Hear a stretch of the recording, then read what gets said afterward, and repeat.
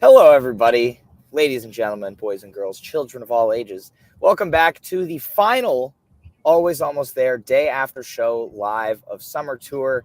It's been a hell of a month. It's been a hell of a tour. I'm almost home. Neil just got home.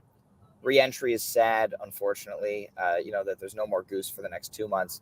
But I'm very excited to talk to you guys about what went down last night. Plus, our amazing guests will be on shortly. How are you both doing? Wonderful. Doing okay. Okay. I think I could say I'm doing okay. I was just stuck in hours and hours of traffic coming home from Westville, but here I am. I'm at home and I'm feeling great. Awesome. Well, without further ado, let's bring on our guests today. We've got Avi and we've got Jonathan joining us to talk about last night's show. Gentlemen, how are you guys? Doing very well. Thanks for having us. Thanks Welcome. for being here. Hell of a show to talk about. Lots to dig into. But let's start with you, Jonathan. Your pre-show vibes, how you were feeling, where were your seats? What was going on? So I was Pete side section 146. I was about 4 rows back, so we had a really great spot because the speaker towers were directly at our faces. So I was happy about that. Pre-show vibe was pre-show jitters for me. I think probably like everyone else who was at that concert. I became an expert weather person for about a good 4 hours. I was so nervous. I was so pumped for the show after Forest Hills, and to have any thought that it might be canceled or postponed. It was a little nerve wracking, but we got pizza at bar. We're with plenty of Goose fans, catching up with people, so it was really great. And then once it looked like it was going to happen, it was like a relief. And once we got in there, it was fantastic. So it was a really good vibe. I think, and I don't know if I'm going to speak for everybody. It felt like there was a collective breath in there that everybody was like, "This show is going to happen. It's the end of the tour. Let's do this." Yeah, absolutely. You could definitely feel that vibe there. Avi, what about you? I was great. I mean, the rain was a concern, but like overall, I think we got past that in mindset wise. There's a third time doing their show at Westville. It feels like home for them when they come back to Connecticut. The sound in that place is incredible. I have to call out the turf. I'm a GA floor guy typically, and the turf in Westville is just something to like really. And I have to take my shoes off. So I can kind of like feel the ground and like get rooted into the ground. I really enjoyed that. Got pizza at Modern beforehand. Sally's was a door out the line, so we got pizza at Modern. It was incredible. So vibes are right. We were set up Pete side about call it like 50-yard line back from Pete. So great spot, great crew.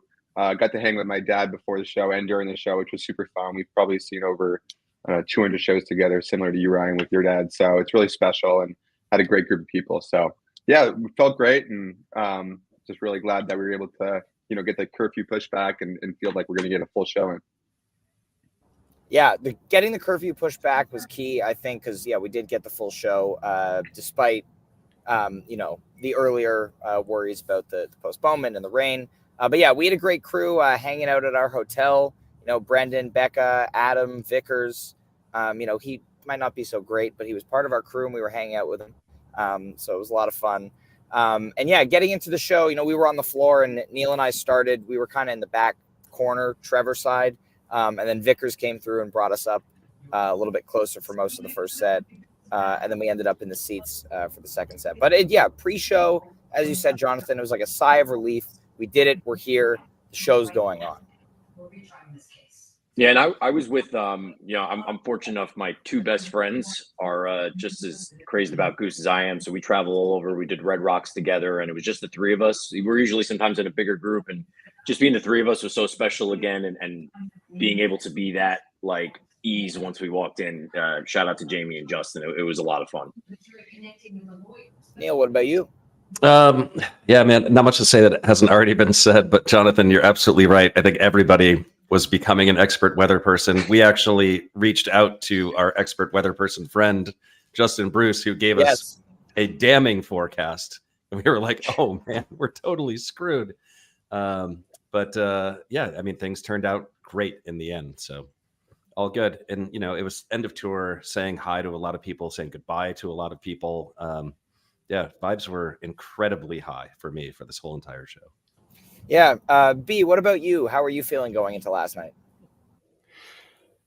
Oh, I mean, I was feeling great. I was worried about the weather for you guys, but it was another just gorgeous day in Colorado for me. So, no real worries on my end.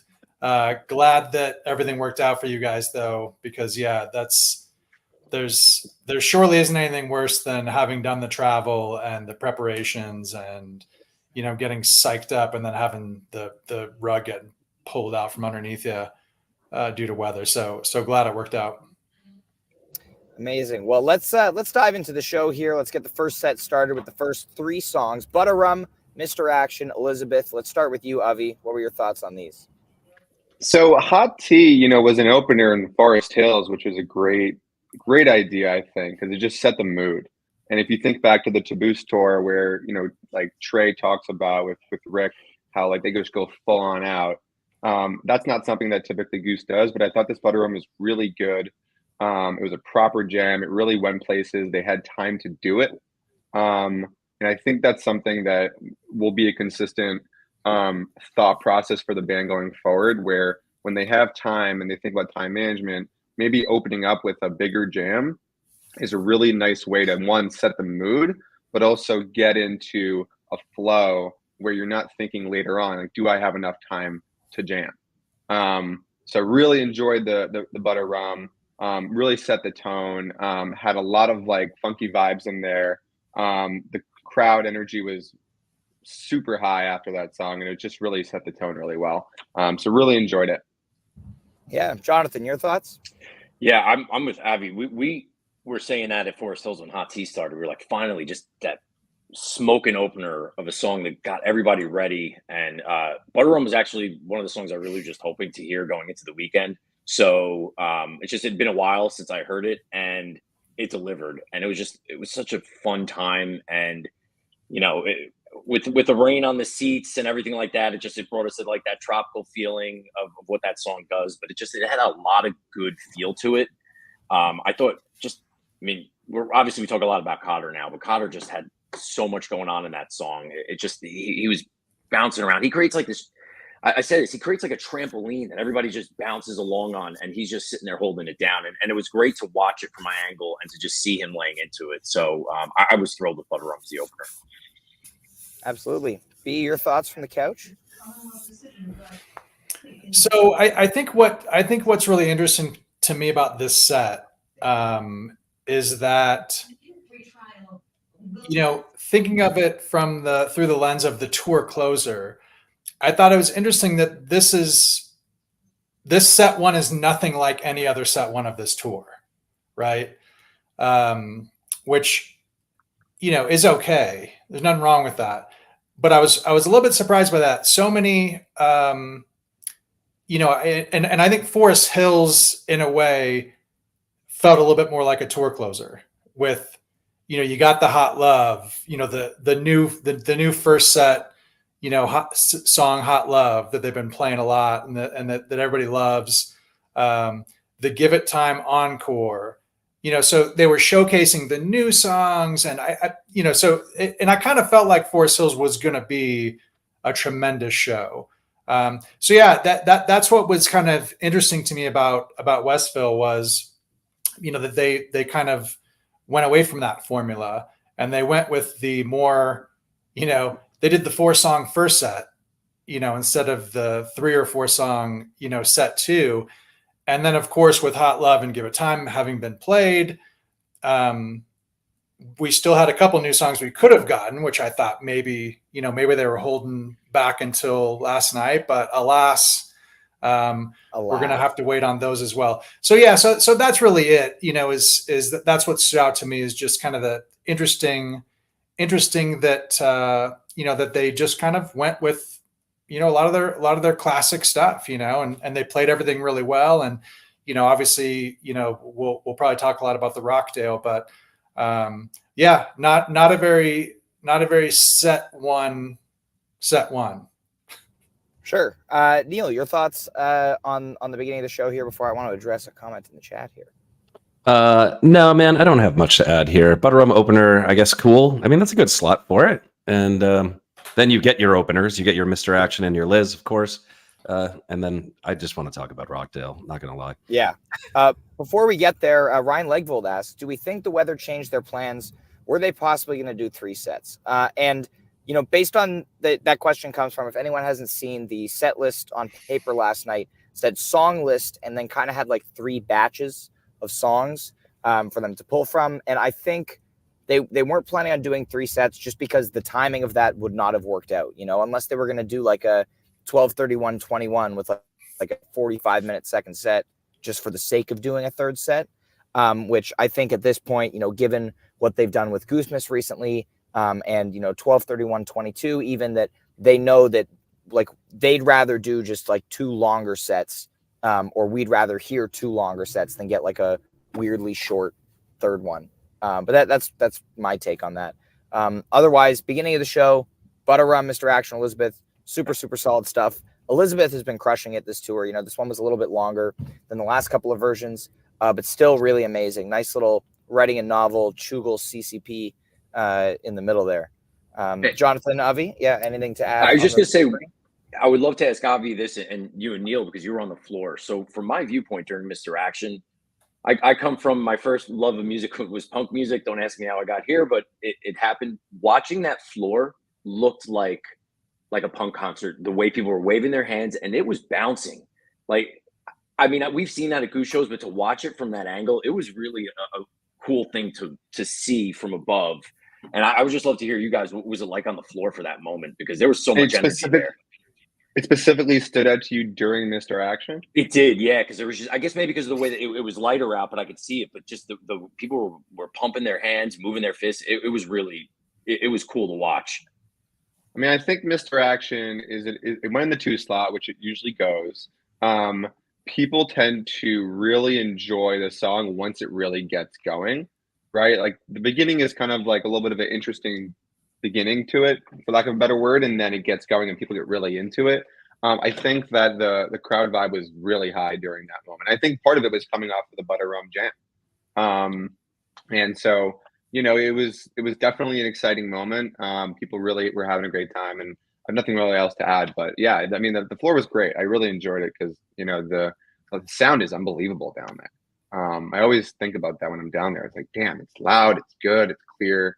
And there's plenty of space on that floor. It just never ends up being too packed. So it was really good energy on the crowd down there for sure. Yeah, I was worried about going down to that floor after being up in the seats the night before in New York. Like looking down at that, I was like, I don't want to be in there. And I saw people dropping left and right. It was not good. It did not look good from up there. But last night was amazing. Like Ryan said, we kind of settled into a back corner spot, and then we kind of hooked up with Vickers towards the middle of the first set. And yeah, the vibe in there was incredible. I was one of the people kind of jumping up and down and waving my hands. And I just don't know what it was about this show in particular, because at Forest Hills, I was gassed. I was so tired. And like, I just didn't have any kind of dancing energy. But at this one, I was just completely, I was fired up. I think the vibe on the floor was just everybody was dancing. So like everybody else was just like, all right, let's go. So yeah, it was pretty awesome. And then of course, when they started to play Rockdale, we were excited that it's back, because I forget how many shows gap it is right now. And when Ryan comes on, maybe he'll fill us in on that. But Jive, what did you think of the Rockdale on the stream there? Well, unfortunately, I let me start by saying the stream was dropping out big time during probably, arguably one of the cooler sections. So that was a little bit of a bummer. But yeah, they, I'll try to make this quick. I felt like they pretty quickly, departed what you would consider a normal Rocktail jam, and went into this. I guess I was thinking about this earlier. It was kind of frenetic, dissonant.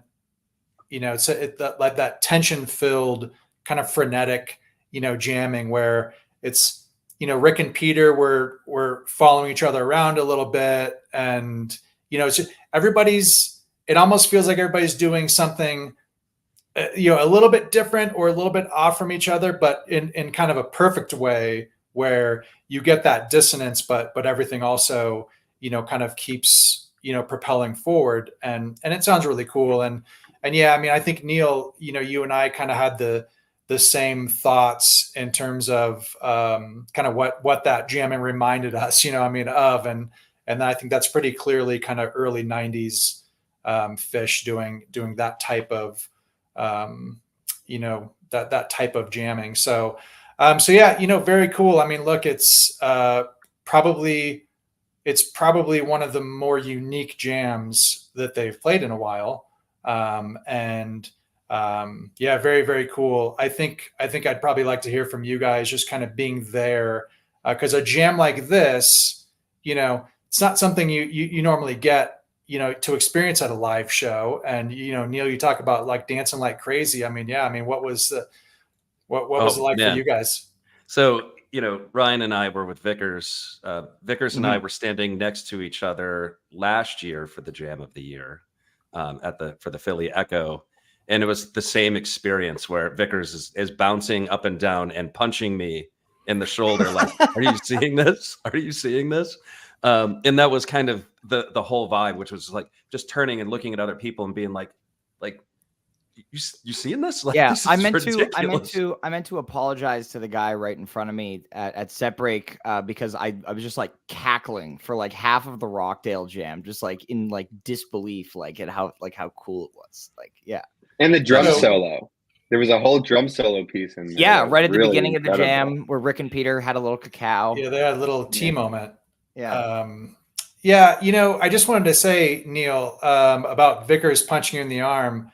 That's probably better than getting punched in the side of the face by the maniac to your left. To be clear, he bent down. I was dancing, and a stray hand hit him in the face, and I felt very bad. But that did happen a few I weeks can't ago. imagine it was too forceful of a punch. Jonathan, what are your thoughts? What are your thoughts on this Rockdale?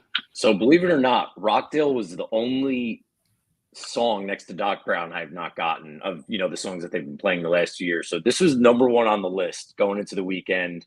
We were hoping to get it, and here I get probably one of the, if not greatest, Rockdale. So I'm a little spoiled there. I am not always an Evil Goose guy. I mean, I love it, but it's not my preference. I'm the Bliss guy. The Pancakes Jam, the Into the Mist from the Cat. That's my cup of tea, if you will. But last night, there was no denying how amazing it was. And to me, it felt like there was the bass and drum solo, but there was a Getty solo in there too. I mean, the lights, the timing to when it started getting dark out and the lights just cut through. And that's what I got lost in for a while. And I was like, oh yeah, that's right, they're jamming. I mean, because it was really great to take in that. I mean, and I'll listen to it, and catch new things. But in the moment, that's really what drew me in right away. And then just as they started doing these different repeating, kind of phrases throughout. Ryan, in the day after show for Kansas City, you mentioned during Hunger Site how Peter was just laying into a riff, and it was just a cool thing to hear. Yeah. And I got that feeling again last night. It was just, it's like they're so patient that, hey, this is good. I'm going to keep doing this. And then Rick's able to bounce off that. Or in this case, the drum solo was able to come in and until I go back and really listen, that's what my first impression was watching it last night. Amazing. Avi, your thoughts? I just got so enveloped by the patience that they had during this song. It was unbelievable to see, them just take it as it goes, not be in a rush. Wildly psychedelic song. I thought Getty crushed this one. And we'll talk about him more later as well. But I thought Getty did a really, really, really nice job on this. I ended up going up to the front. I had a bunch of friends really close to the rail on Pete's side. And I ended up getting up with them for this song. And it was just really enveloping. And to see the drum solo, I thought the drum solo was so cool. There's a moment within the drum solo that you hear like Pete do like the, like get all excited about it. And it was such a cool song. I don't know, it might be Jam of the Year at the moment, but just a really patient song, and just thought it was a great way to end the first set. It was a 4-song set, which is not very typical for a first set, so it was really fun to see. Sure. And if I'm remembering correctly, I'm pretty sure Cleveland Rockdale had a little bit of a drum break at the beginning of it too, at the beginning of the jam. So seems to be a good omen for this song. Yeah, just want to highlight Brad's comment and kind of launch into my thoughts on this jam. But Yeah. it did feel like a breakthrough jam. When we had RJ on the show the other day, he was talking through the lens of like 3.0 Fish and like all of these bliss jams that we've been getting at all of these shows. And he was talking about how Fish kind of used those bliss jams as a crutch. And then Ryan and we had the conversation of like, well, is it like getting there? Is it like always going to be a bliss jam? And then they do this. And it was refreshing and amazing. There's just so much to find in this jam because things are just operating in different places and then kind of weaving together at points. So I hope this is a breakthrough jam. Like Jive said, like we agree that this sounds incredibly fishy. So I don't know if they need to sound like Fish necessarily, but I just like the dark angular stuff, and I like the way this came together more so than some other really dark jams in the past. It just has like I don't know what the word is for it, but everything kind of dovetails at points. Controlled chaos. Yeah, I mean it's really good stuff. Yeah, one of the things I was also expecting is, we hear sometimes these snippets of a jam like this, but then it's like a quick tension build and Rick will, just bail us back into whatever song. And so as it kept going, I kept waiting for Rick to, pull us back into Rockdale and hit a big peak. And I think after a few minutes, I was just like, he's not going to. Like, oh my God, yeah, Jesse says that around the same time. Yeah, I was like, oh my God, like he's not going to do it. Like they're really just leaning into this shit. And then, you have this initial very like more of an analog thing with Peter on piano. And then he starts throwing in the clav and a little bit of synth and it just keeps going and building and building. And then the way that they return to Rockdale at the end via this kind of factory fiction-y motif, which will then pop up again later in the show, was just really, really cool. And yeah, spectacular. And it was fun when Neil and I listened to it back for the first time when we got back to our hotel last night. We're sitting there listening to it. Neil goes, "Was this tonight? Like, this is so good." Totally. We had a moment like that on the way back. We were close to home, and my friend Jamie was like, "Wait, is this last night?" And I'm like, "Dude, this is Rockdale." He's like, "Wait, that was Rockdale?" Like, yeah. We were just because it was at that point where, as Jive mentioned, the stream was skipping, but it was just like, wait, that was last night. And I love when you're at the show and the moment you're watching something, you go, I can't wait to listen to this again. Because you're already thinking like how great it's going to be to pull apart the layers. And the exact same experience with the Man Tumble. Yeah, I mean, yeah, that was another one of those jams. Shout out Vickers, Man Tumble. Anyone else have any more thoughts on this Rockdale before we move on? Yeah, so I just want to say, talking about, kind of breakthrough, jams and things like that. So, when I hear a jam like this, I always get taken back to Portland Echo from, early 2022. And I feel like we kind of had some of these same conversations back then in terms of, oh, holy shit, this is like, they had never done anything like that, to that level, really at the time either, and so, and I think we thought we were going to get more of that than we did. So my only caution would be, I probably wouldn't expect jams like last night's Rockdale to start popping up, every few shows. I think that I almost kind of feel like, and to Jesse's point about, maybe Rick doesn't always feel comfortable in that space, or he wants to leave it, or his natural inclination is to move on, or whatever it is. Another way you could look at that is that, maybe there's a reverence, to that kind of jam. And so they don't want to, go to that place like too often, or, you know what I mean? It's like when the magic happens, it happens, but you maybe they don't want to force that.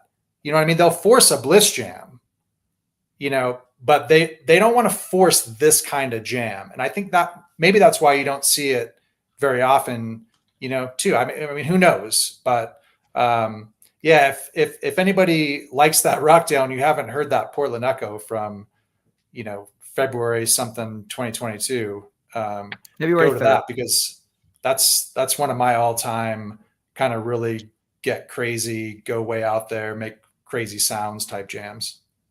Yeah, Neil and I just listened to that the other night. It's a very good jam. It's a good jam. And I believe now that we have the boards, I believe this is the longest Rockdale ever. I think it's about a minute longer than Cleveland. We don't have the official timing yet. We are waiting on that. But based on the track time, being that the other one also closed a first set, I'm pretty sure it's longer. So pretty crazy. But let's talk some set break here. Start with you, Jonathan. How are you feeling at set break? Kind of expectations for the second set? I was jazzed. I think having had that Rockdale end the set, it was one of those, wait, there's more. And I mean, that could have ended the show and we would have all left, talking, we would still be talking about what an amazing show it was. And knowing we had a whole other set of music, I was so pumped, especially having gotten Rockdale, which is what I was hoping for. So it was like, the rest was all, extra. It was great. It was good meeting people. I finally got to see in person Connor, Mr. Long Strange Niche himself. We've always been chatting on Instagram, and he's a great guy. And got to see him and just meet a lot of different people. So that was definitely cool. So yeah, we were raring to go for the next set. Amazing. Avi, what about you? Yeah, great set break. Got to hang with Dave DiCiani and Ben Baruch, and they brought Michael Goodman and Alex Bailey from Eggy over to the show, where they were hanging with them during set break, and it was really cool to talk to them and also talk to them a little bit about the experience with Brownstein Family Band and hear their thoughts. And it's just really cool to see how all these people come together for especially for a Goose closure show in their hometown. Everybody was having a great time. And Westville is such an easy place. I know the bathrooms can be a little bit annoying, but overall it's spread out. There's plenty of space to get around, get some fresh air, see some friends. Mm-hmm. It's not a stressful experience at all, in my opinion. So really enjoyed it, and I was trying to conserve energy for the second set, make sure they were ready to go. So yeah, it was a great set break. Yeah, we went on a little bit of an adventure during set break. I think Neil and I kind of decided at the end of the first set, we were like, okay, we're not going to make it on the floor for the second set. We need to, get somewhere with a little more room. It was really cool being up close for Rockdale, but we were like, let's go up somewhere. And Haps had been like, I found a spot in the top corner. And so we went up, we ventured up there. You mentioned the bathrooms being annoying. I have a 42-second voice memo from Neil from when he went into the bathroom that I haven't listened to yet. So I'm excited to listen to that. I'll probably give it a spin after the pod. Yeah, but we ended up. It was just my pocket. Yeah, so. That's what I figured. Yeah. And then we ended up heading back down, meeting up with we were with Haps and Matt, Brian, and Marinda for the second set. They had a great spot. And another cool thing about Westville is that security is super chill about dancing in the aisles and on the stairs and whatever.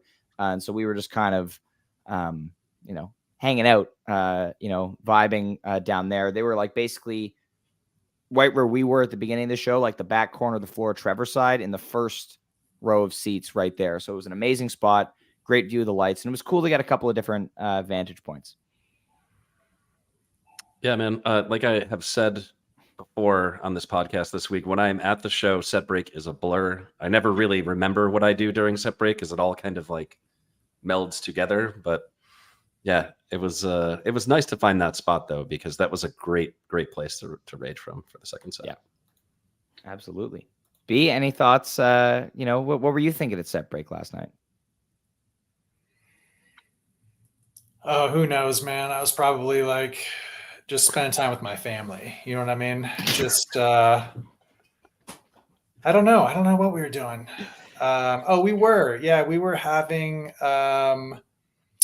We were having a bit of a family dinner last night. So yeah, it's nice. A blur to me too, Neil. I mean, I don't know.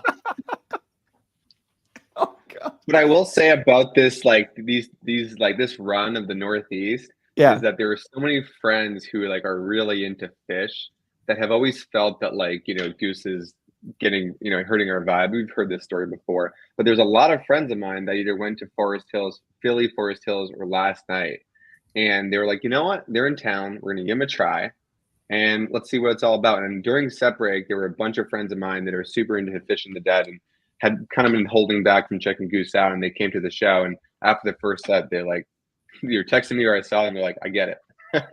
So it was a nice feeling to, like, because I think some Goose fans tend to like push it too hard. Like, oh, you got to listen to this band, and no one then wants to listen to this band. But if you go and experience it and then feel the vibe in the crowd after the first set, you're like, oh, this is fun. Let's see some more of this. Before we move on to set two, that made me think of a tweet that I saw today from Neville Harris, which is, there are things you recommend to Goose curious friends who love DMB and indie music, like Tease House, Studio, Hunger Site, and the Omaha Show. And there are things that you recommend to cynical Fish purists who only listen to twisted heroin jams from 2.0. And last night's Rockdale is for the latter. Like, so if you have somebody who is like a huge Fish fan and is like skeptical of Goose, I don't think there's any better like first set experience to just, have like their mind blown by that Rockdale. So yeah, just that made me think of that. Let's dive into set two here. Let's start off. We have Pancakes sandwiching the first Skucks Life since Red Rocks, August 18th, 2022. That is 146 shows. Start with you, Jonathan. What were your thoughts on this big stack? So, stack. I was happy to get Pancakes at the opener. As soon as Peter, you kind of heard it, and as soon as Peter put his hands up, I was like, let's go. Mm-hmm. And the first thing that jumped out, I'm just looking at my notes from last night, was Cotter on the ride cymbal is something that I mentioned in the mailbag after the cap, and it was prevalent last night during that. He just gets this sound, and it's just rides underneath. The ride cymbal just rides right underneath everything. So that jumped out at me. I want to jump to the cover because I knew the show. I know the song, but it didn't come through. And a lot of people in our section started saying "Take on Me" because it had that feel. So that was in my head. And then once I realized it wasn't that, I was really into it. I thought it just had a great set there. I'm a big fan of when they do put covers like this in jams and then come back. I just think it's something that they do well. And I thought this was a cover that worked really well with Pancakes as a build-up.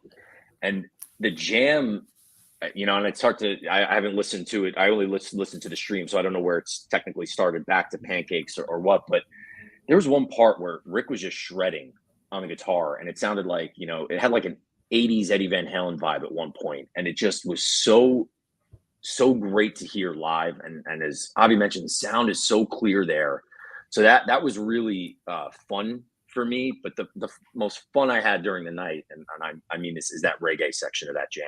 I'm a huge fan of that style. I love, Indian River to me has to be the reggae version. I loved the way that they transitioned into that, and it was so different from what the cover was. And I couldn't contain myself. I was just bouncing up and down. And that really, to me, was the highlight of that portion of the night.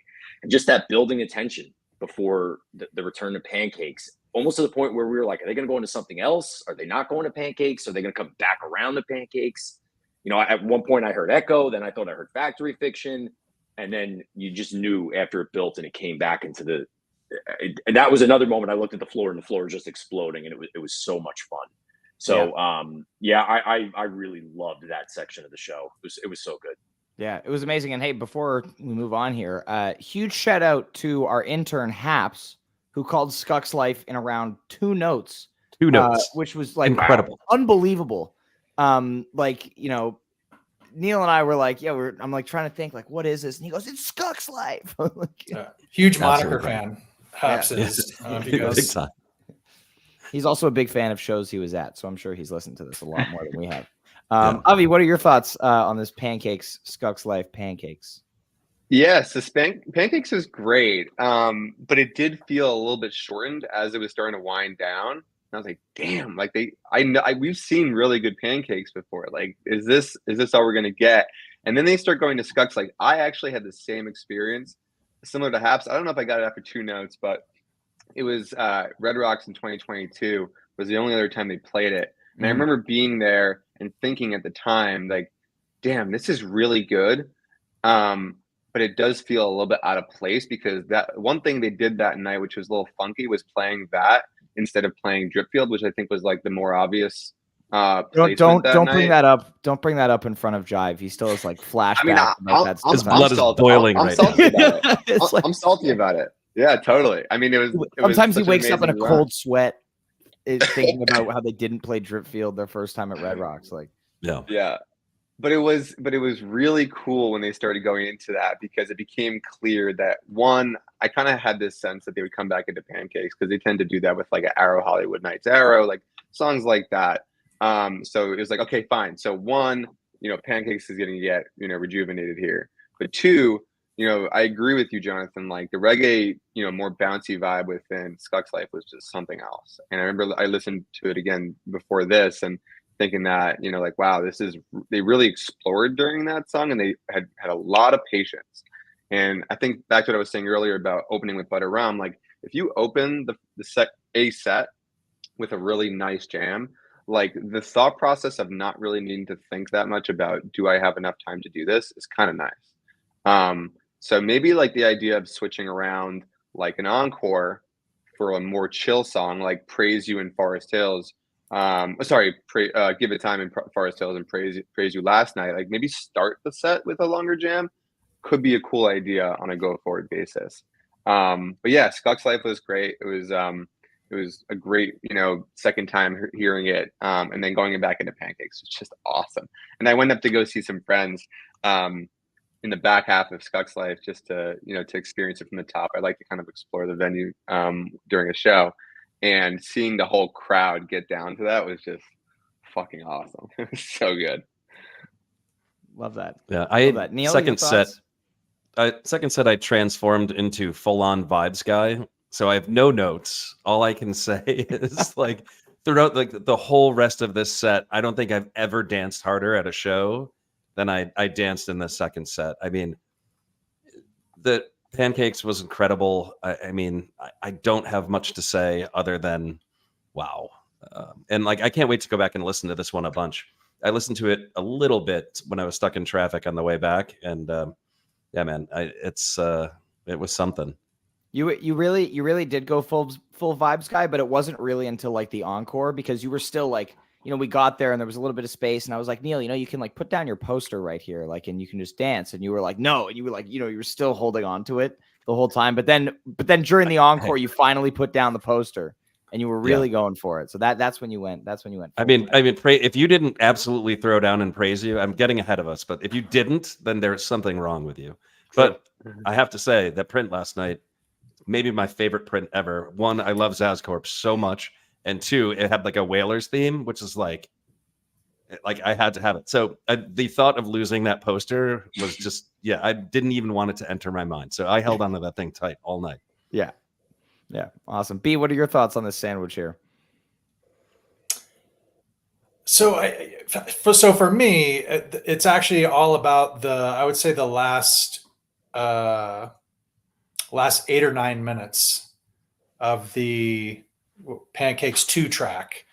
It's kind of so the way it's tracked out on the boards. Then you come out of Skux Live, you get the kind of the reggae jam that you guys are referring to.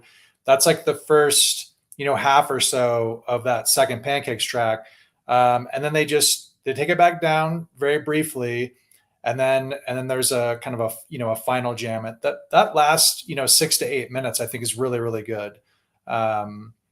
That's probably I think the Rockdale does incredible stuff. Don't get me wrong, but I think nowadays I'm always thinking about like re-listenability, and what parts of these jams or what jams in totality am I gonna have on repeat or kind of listen to over and over. And from the show last night, I mean, those last 8 or 9 minutes of Pancakes were really, really good. And it's interesting, and I don't want to get ahead either, but I kind of feel like they really took their time with this. I mean, what's the total time on this whole Pancakes voyage. It's like 12, 27. 15, it's got 35 12 minutes or plus- something, right? Yeah. Yeah, I don't think I realized how long Skuck's life and then the return to Pancakes Yeah. was in the moment last night. So they really took their time, getting through all that, and I kind of feel like the rest of the show is where we start to see, where maybe the weather delay kind of it maybe impacted things, and so yeah. So I mean that's the meat of set 2, because I think it's really where they were. It's time is never a constraint at the start of the set. You know what I mean? But then, of course, after that, it's like, oh shit, well, we want to play more songs, but now we can't do the 22-minute Everything Must Go or the 22-minute, Empress. And so I think the rest of the way, is a little bit impacted by that. But so yeah, its second set is just all about the, finishing up that Pancakes, and that's the second backside of that jam. Yeah, and there was also, I think it was during like the return to Pancakes where there was like a solid 30 seconds where we were like certain they were going into Dragonfly. And Yeah. I was like freaking out. Like I was like waiting for Rick to play the lick. I was like, it's happening. They're doing it. We were so excited. And then, then they just kept jamming. Someday.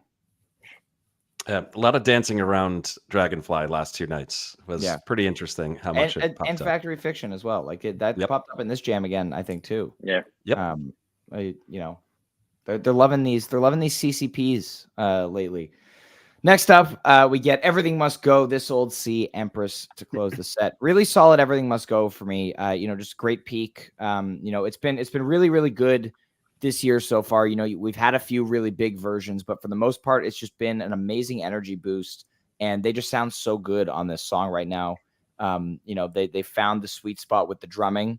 I think we talked about after the Cat version, like the samples were like a little weird, but they found the sweet spot with the intro and the arrangement and everything. And I just love the way this song has been. This Old Sea, great cool down, little Jeff on an acoustic guitar.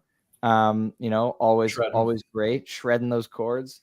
And then Empress was just like glory. It's one of those things. It's like, after the rain delay, like they kind of had to play it. And we were talking about that earlier.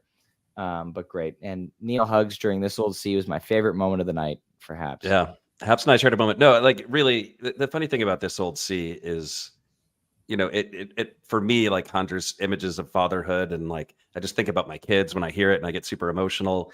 And, last night I had been on tour for 6 nights and had not seen my kids. And like, like Haps was like up there, like kind of raging for this one, and came and gave him a big hug. It was a moment, man. It was like a real thing.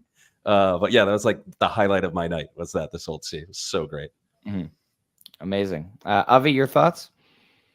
Yeah, Everything Must Go. I mean, it's just such a great song.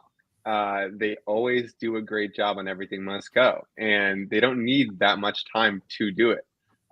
So I really found it was just like a great jam, peaked well. This Old Sea, similar, it kind of reminds me of like Broke Down Palace in a certain way. And it just hits all the time. They also do a great job at it as a Ravelo. So, huge fan, great way to kind of set things up for an Empress. And then Empress, that I agree with you, Jive. Like they didn't have as much time to do what they do with Empress. And I think in particular, I'm thinking back to like, for example, recently the main show, night 2, where Empress really went in. They didn't have as much time to do that. And I remember also the Empress from SPAC, where they opened set 2 with that, and like Getty just goes off on that Empress. So when he has the time, like I think Andrew Getty shines the most during Empress of Organos. But it was a great time. Great kind of way to end the set. Just really, really, really enjoyed it. Mm-hmm. Amazing. Jonathan, your thoughts here? I would think there was no better way to scream the line, looks like rain today. It just felt so, kind of just a release of what the tension that, I personally was feeling, hoping the show was going to happen. And that was a lot of fun. And, we were hoping for Empress too, and it just fit perfectly in that spot. But I agree with what everybody's saying about the tightness of it. It reminded me a little bit of Drip Field the night before, or Arcadia at the Man. Just, these are the songs that, or even Madavon at CMAC, where it's like, they could be doing so much more with it, but in that spot, they don't have the time. But at the end of the day, you're still, I'd rather that. And it felt tight, so it was good. There's actually a moment, though, where I noticed Rick during Empress. I think it was during Trevor's bass solo. And then when Pete went to the keys, he had this look of euphoria on his face. He was just smiling so brightly. And that got me. I don't know. There was something about it. And I was like, I'm so happy here. I'm with my friends. And he's on stage there with his friends. They're all in this together. And that was just a really nice moment to watch. And This Old Sea, I mean, I'll as a father of a 13-year-old daughter, I'll echo. I mean, there's just something so special about hearing those lines of that song. And it's beautiful. And I think the acoustic guitar adds so much, especially on the listen back. It's just so nicely layered over everything else. So, I was really happy with that ending. Though, of course, would have loved a little bit more on Empress. Mm-hmm. I went and I found my parents during This Old Sea, because you kind of have to, for that song. B, what are your thoughts here on the last few songs of the set? Yeah, I mean, look, nothing else to add. Like I said already, I think that, we just kind of got the abbreviated versions of the great songs that they had lined up for this night. You know what I mean? So they unquestionably planned to play, all these songs for a reason. And then the song list that you referred to earlier was full of more, bangers that I think, could have fit in anywhere as well. I would have actually liked to see The Arrow come off that list. But yeah, I mean, I think with the weather situation and everything, Empress, made a lot of sense. And like you guys said, you know what I mean? When you're at the show, and you're there in person and the weather is threatening, there's something about, hearing Empress and singing along to those lines that's always special. You know what I mean? And they don't get that, and the crowd doesn't get that all the time. So, that's, kind of a no-brainer, I guess, to pull that out of the list. Sure. And yeah, This Old Sea. Yeah, like you said, I mean, Neil loves it. Everybody loves it. But then when they don't do the jam, then Neil breaks the poster over his knee. So I don't know. it's there's two sides to that. Yeah, it's all you need to do is listen to Bozeman and Mexico to get over it. This Old Sea. It's true. Oh, that's good. And then coming out for the encore, Peter just gave like such a heartfelt thank you, before they played Praise You, but read off the names of their whole crew. Gave Cotter a huge shout. It was like, I think it was like Cotter fucking Ellis or something like that. Like that's my boy. Yeah, that's yeah, right. Yeah. But it was just a moment of joy. Like that, they did this massive 20-date tour. Like they've been on the road for a month, and they crushed it. Like beyond. We've been talking about this every single day, every episode. There's so much to dig into from this tour, and the biggest takeaway for me, being in the audience for 13 of the shows, was just like how happy the band looks. And the energy that's being shared from them to the audience and the audience to them. Like there's just so much joy in the air at a Goose concert right now, which is just incredible. And you could tell, like, yeah, it was just amazing. And, like the last time they played Praise You was at the end of, another huge leg of tour for them. February 2022, they had just done 3 weeks, going from the West Coast to Pittsburgh. And that was like huge and amazing show for them, or amazing tour for them. And so I think, they saved this song for when they're really feeling the gratitude for the audience and for the crew and everybody. And just, it was perfect. Last night. I don't know who wants to go first on this. Well, we got a clap tweet. That was we did. I actually almost forgot. I wasn't ready for it, and then it happened. I was like, oh yeah, and then I got it out in case anyone was worried. Praise You was just such a banger of a song. Like, I don't care. I mean, it had its day on the radio. It was kind of overplayed. It's kind of like a pop hit, but Man, it's it's kind of got a similar vibe to What's Up. Like when they play it, you just can't help but feel positive, joyful. I don't know. It's such a banger. It's so great. And like I'm so glad they played it again. Yeah. I thought for sure it was done because it had showed up on set lists at tour enders before when it was like, Europe, I think. yeah, Praise You or something else. I think it's been twice actually. It showed up on the set list at tour renders. So yeah, cool that it's back. And it was just so much fun. Like, again, being on tour for 5 nights in a row and then having that cap it off was absolutely killer. Mm-hmm. Amazing. Yeah, Jonathan. Yeah, at first, I'm being honest, I was a little disappointed when Praise You started, only because I was hoping for. I had in my mind, I had Slow Ready. I don't know why. I know they played So Ready the night before, but I had that feeling. I thought maybe it was going to be, I'm always leaning on rather a Goose song for the encore, to be the contrarian. But then once it started going, kind of like Neil said, I'm like, damn, this is awesome, this song. I forgot how great it was. And then before you know it, you're going crazy. So I quickly turned on it and I had it in my head for the rest of the night. And it was fun watching them. It's almost like it reminded me of this show when you're doing, I've done some theater and, my wife does theater. Like the last night of a run is like the show for you and you just want to have your show. And Forest Hills felt like just a fan show. Like we're going to give you the show that maybe you want. And then this is what we would love to do. And it just felt like this was their night as opposed to it was all our night, but I don't know if you know what I'm saying. Like it was their moment on the stage where they're really going at it. And I felt that during Praise You. That definitely kind of came through. Amazing. Yeah. Avi, you got any more thoughts? Well, there was, a lot of thank yous that went around right before they went into Praise You. And so I think like having all the appreciation from Peter to the whole crew and the bus drivers and all that, and then going into Praise You was just such a cool way to do it. Really classy. They also only had like 8 minutes to go. Mm-hmm. So to put something like that in there is just like perfect.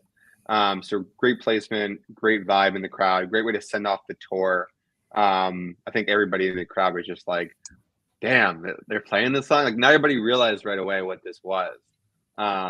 Took a minute for a bunch of people in the crowd to figure it out. But once they did, it was like, oh, this is dope. So yeah, great way to end the show. Yeah, amazing. B, anything from you? It's better than stroking. I mean, or praise stroking. Praise stroking. Yeah. If you don't know what that means, go look it up on Nugs. Yeah, and it's cool.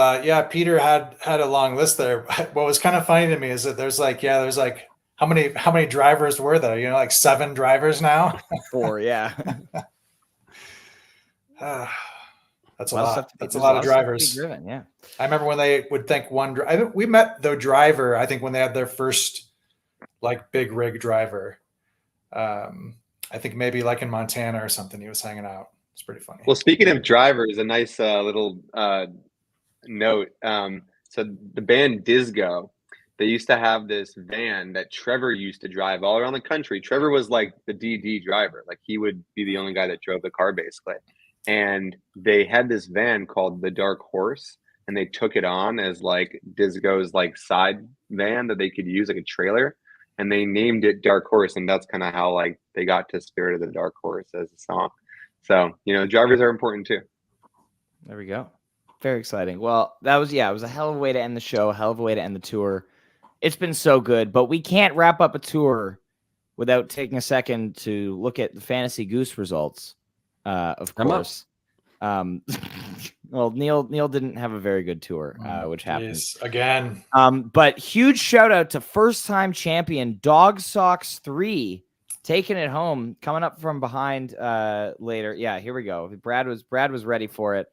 I squeaked my way into the top 10 at 9th place, but rest of the top 5 here, we've got Chris Newcomb in 2nd, B's Nemesis, Mitch Birkin in 3rd, Fierce Critic of the Pod, B Dunn in 4th, and Mighty Quinn in 5th. And lower than that doesn't really matter. Well, there is some historical significance if you do go one spot lower. Brad makes a good point. It's a top 10. It's another top 10 finish every tour.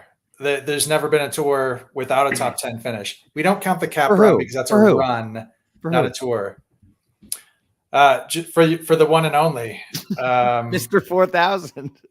yeah, Mr. 4000. I mean, there's a lot of people playing now. You know what I mean? I think the cream tends to rise, by the end of the tour. If we had another 5-6 shows, I think we know what would have happened. But Chris Newcomb would have taken it. great job by Brendan, finishing highest amongst kind of our crew. So good job by him, and good job. Is it Dog Socks? Is that the winner? Dog Socks. Dog Socks Socks 3. Yep. Jive Goose Well will done. be coming for you in September. Watch your back.